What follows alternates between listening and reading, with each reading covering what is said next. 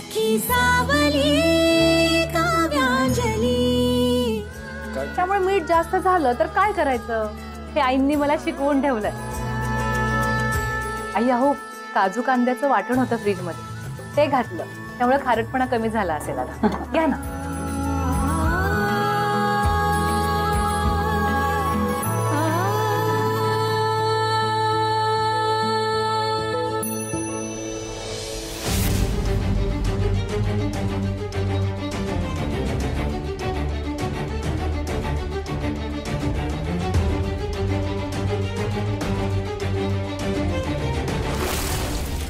झालंय बरोबर, पण मघाशी जेव्हा मी भाजी टेस्ट केली होती तेव्हा त्यात मीठ बरोबर होतं, मग अचानक असं कसं झालं?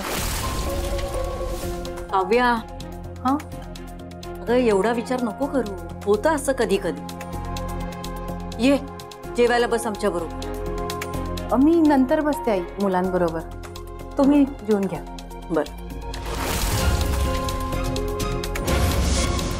नक्की काय केलं हिने? मी सगळं बिघडवलेलं ठीकठाक करायला जमवलं कसं?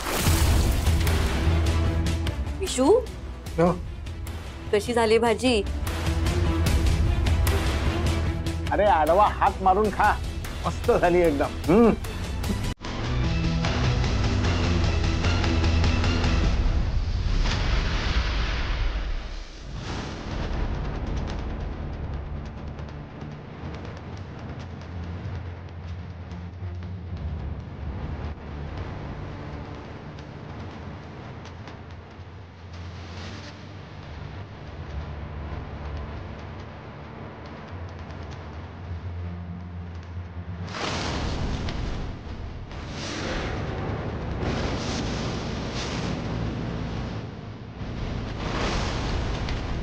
दरवेळी ही काहीतरी करून वेळ मारून कशी नेते कळतच नाही, सगळा प्लॅन फिसकटला माझा।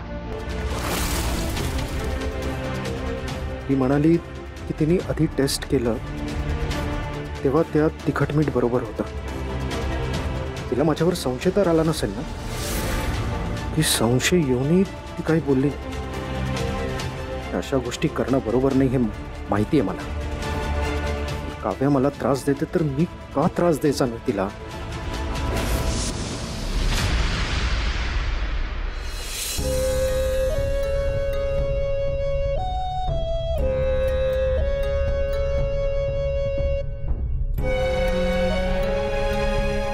हे घे पैसे। आई नकोय म्हटलं नाही एकदा?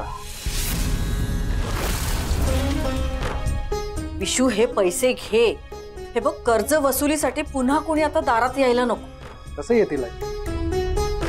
तुझी लाडकी सून आहे ना, ती ऑफिस मधून लोन घेणार होती ना, याला तिला लोन नाही म्हणे। कसं मिळेल आई? कुठल्याही नोकरीत इतक्या लवकर लोन मिळत नाही। तुला सांगतो तिच्याकडनं काही होणार नाही, मी केपेबल नाहीये हे दाखवण्यासाठी ती फुकटच्या पुशारक्या मारत असते। दरवेळी चुकीचे अर्थ का काढतोस तो विशू? कारण ती दरवेळी चुकीचं वागते आई। आता आजच बघ ना, मला पनीरची भाजी आवडते, कशी केली तिने, किती मीठ होतं त्यात। तुम्हाला वाईट वाटूनी म्हणून ती भाजी खाल्ली, अजिबात आवडली नव्हती मला।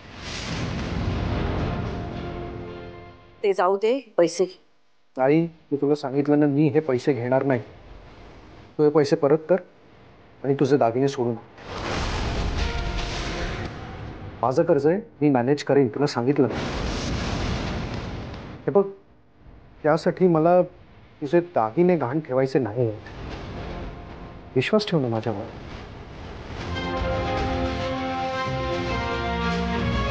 आपल्यासारख्या मध्यमवर्गीयांसाठी अब्रू हाच खरा दागिना असतो। त्यापुढे मला माझे दागिने काहीच नाही आहेत रे। तू म्हणतोयस म्हणून विश्वास ठेवतो।